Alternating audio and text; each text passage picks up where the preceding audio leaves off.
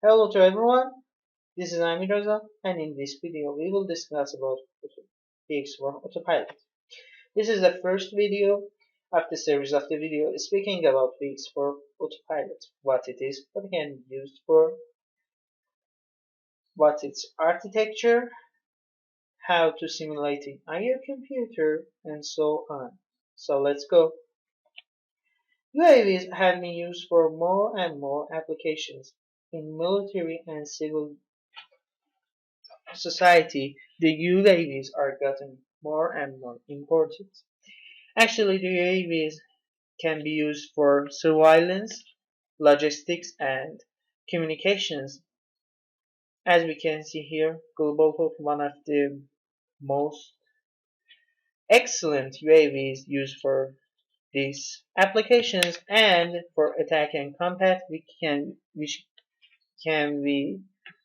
name MQ-9 as one of the best UAVs can be used for this application. The civil usage, actually, we all see the aerial photographic drones, the DJI products in all of our places. Actually, the Mavic 2 Pro, one of the best drones for photography, can be seen in here. The DJI and the Phantom series are one of the best drones also for aerial photography. Actually, we can see air taxis and projects that are being designed for carry human or anything to on the air, and that's very great.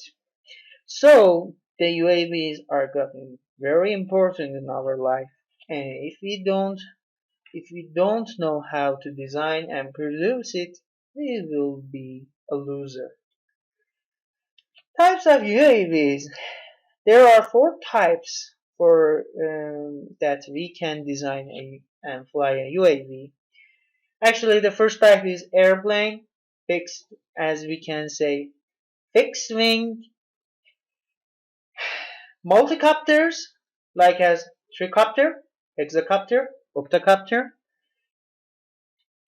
octacopter, and so on. These are the multicopters which the rotors are being used for control the UAV and fly it to the sky.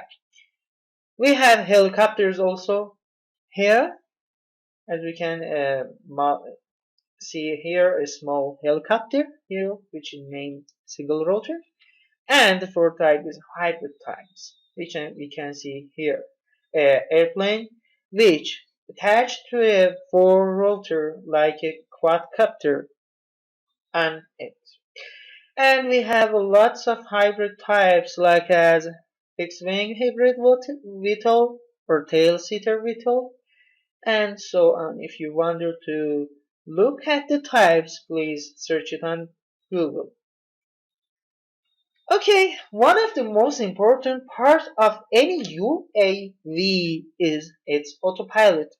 If you wanted to make a UAV for yourself or for an application, you have three options to use it.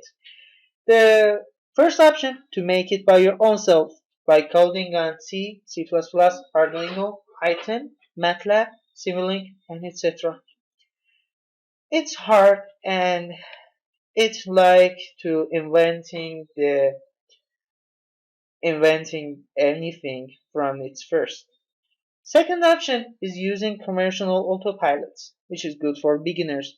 You just set a hardware, setting some of the parameters, and it will fly. It's very good. But it's closed source. The companies are arguing about the lack of the options and lack of the features on these autopilots. Actually, these autopilots aren't being designed for using for application, lots of the applications as the DJI company. So there is no way to improve it. The first option is to use open source autopilots. It is hard to work it, yes. If you have to design and set parameters, lots of parameters to work with it, but it has a lot of features on it. and it's very great for you to use it. And there is open way to improve it. Actually, you can improve it and sell it to others. That's very great. What is PX4? PX4 one of the is a flight manager and controller software which is named as Autopilot. This the second option is that it's open source. Yeah, you can get it source freely on the GitHub. And it's under BSD license, which means if you want to change it, there is an open way to change it, improve it, and sell it to others without any asking about to getting it sourced on the internet. It has rich experience tools for controlling and navigating your vehicle. Actually, the most of modelers and users are using PX4, its errors are gotten, its errors of the autopilot are have been noticed from all all the world, and the errors will be um, paired will be repaired very quickly. The fourth option is that it has open source and well-designed ground control softwares. If you wanted to design your autopilot by your own self, one of the disasters is to design a ground control software, which is actually all on the computer, and that's very bad. There are Q ground control, mission planner, which is very good software for controlling your vehicle. And it controls and navigates most of the robots that you can see here.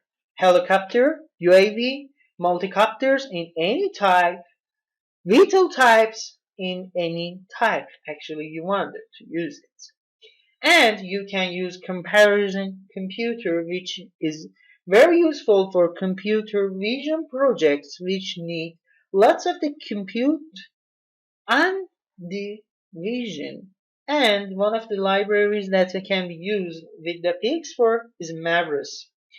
Actually, you can use your Raspberry Pi with the PX Hawk hardware, which is actually have been are been operating with PX4. So, what the problem? There are some difficulties of using PX4. It needs to understanding robotics, control dynamics, and aerodynamics for UAVs or hydrodynamics for boats and submarines. So you have to know all of these subjects to use the PX4. And the second thing is that it's on C and C++ source, which is very bad for controller engineers. Actually, the controller engineers are mostly wanted to manage and design their control systems, not to code on C and C++ source. Actually, the PX4 source has been designed on Natix and UORB library, which is very bad, and it is using CMake, which is a disaster for the controller engineers. Actually, the autopilot is somehow being more easy than the PX4 to make a development. Okay, the roadmap of our videos will be on this. We will first explain about PX4 and the concepts of it. Then we go to control design of PX4 and we will discuss about this. Then we will discuss about concepts of middleware of it. And the fourth item is how to simulate the PX4 on your computer for Windows, Linux, and if you wonder, we can manage to simulate it also on Mac and the advanced topics. At the end, thanks for watching. Goodbye.